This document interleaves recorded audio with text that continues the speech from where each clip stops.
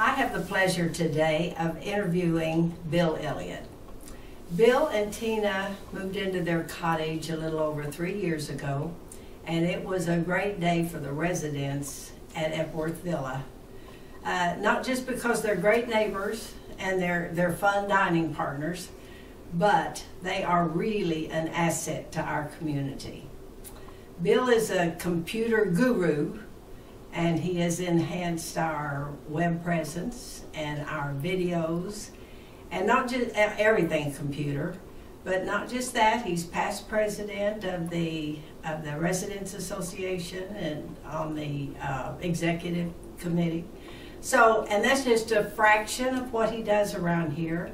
And the first question in my mind is, Bill, do you think there was something in your childhood that sparked this creativity and made you want to try everything and do everything and succeed at everything?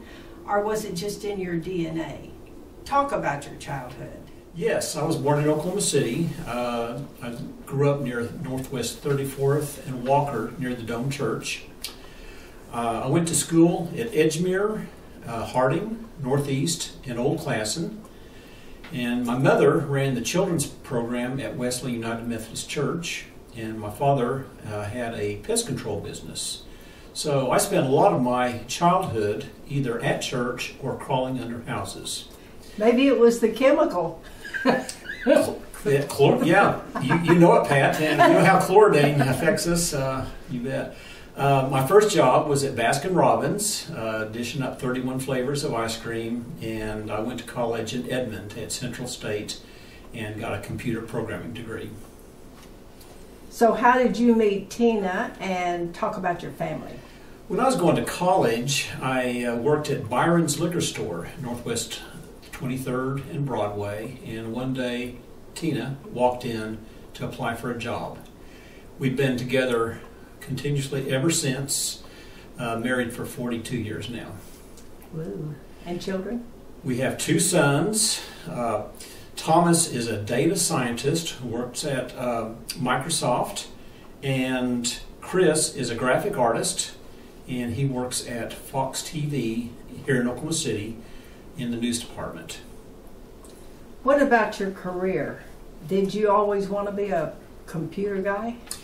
Well, I became interested in computers about 1979 when the Apple II first came out. I got one. I enjoyed playing with it so much and getting it to work. And then I discovered that companies would actually pay money for doing that type of thing. So I got my computer programming degree at Central State, went to work for Halliburton, stayed with them for 34 years, and retired about 5 years ago. Boy, everybody needs a computer guy on staff now. Well, let's talk about your hobbies and your talents. I hear you ride a bicycle. I do ride a bicycle. I've loved bicycle riding, starting it as a kid and continuing to this day. I joined local bike clubs and built up being able to ride long distances.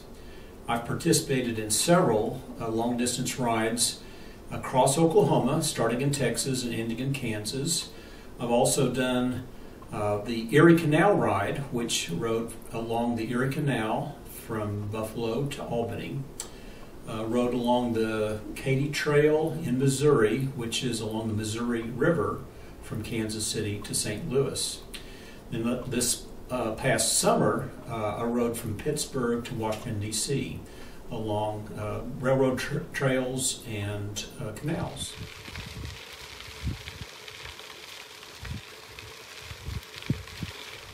Well, along with bicycle riding, I've also volunteered with some of the local bike clubs and the state bike club to promote safe bicycle riding and helping people to enjoy their bicycles more. How many miles a day do you ride on a bike? Well, on these long distance rides, they're typically anywhere from 40 to 80 miles in a day, so you need to be in shape to do one of these types of rides. How often do you stop and rest? Hourly, and you drink lots of water, and you get to eat as much as you want on those trips.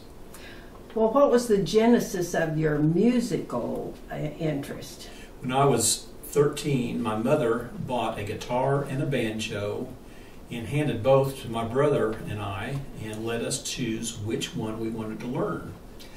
Well, turns out my brother had no interest in either one, so I went ahead and took lessons on both instruments, and later on I decided that the banjo would be my primary instrument that I would learn. Took lessons and have been playing ever since. In fact, I believe that we have a video clip of a duet that you and I did together. So let me see if I can find that and bring it up right now and show it.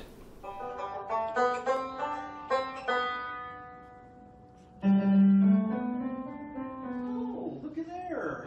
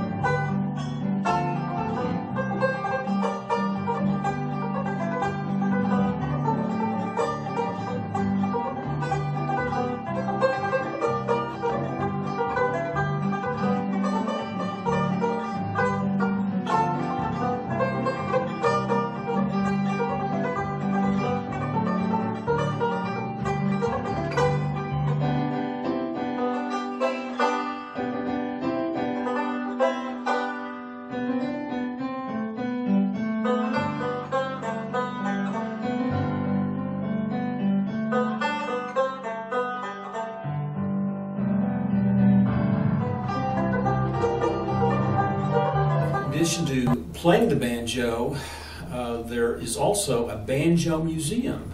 A lot of people don't know that, but it happens. There's only one in the world, and it happens to be in Oklahoma City at Bricktown. So when I retired, I decided to see if they needed any volunteers, and they did. And so I volunteer at the Banjo Museum, showing people, and when they leave, I always play them a tune. So we'll hope that you'll come down to Bricktown and visit the Banjo Museum soon. It's in my bucket list. I have seen your artwork and I'm blown away. Tell me how you started that and just all about it. Okay. When I moved here to Epworth, I decided it was time to expand my horizons, and one of the things I've always wanted to do was to learn how to paint. So I heard that Epworth has a painting class and a painting corner, a place where you can go and practice your skills.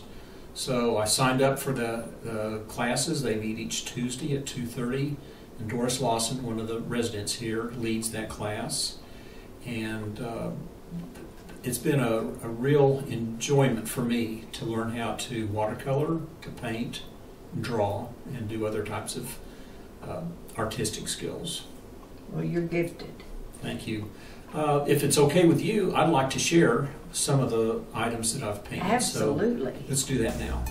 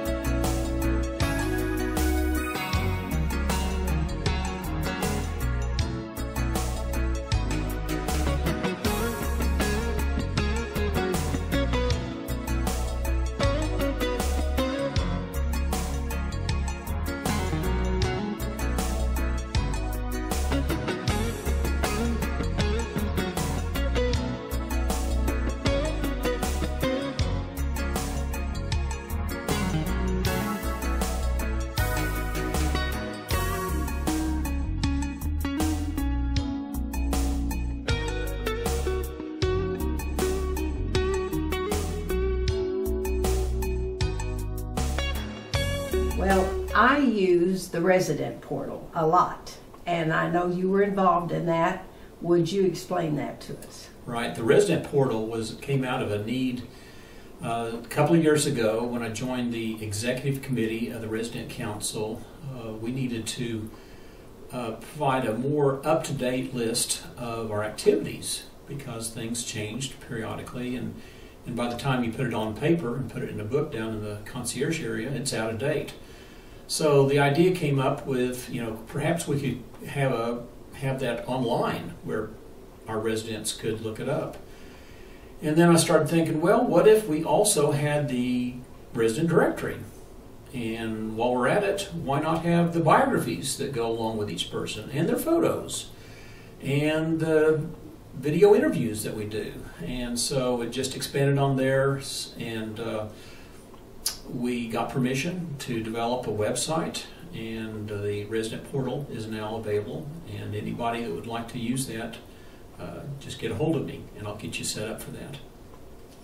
Well, you've been editing these videos too, and I know that's a profession in and of itself. How did you learn to do that? Well, again, that was something I've always wanted to do, and a couple of years ago, the marketing approached the executive committee of the resident council and suggested that we do interviews with residents, and came to Alina and myself, and we got together and came up with the idea that we would have a committee.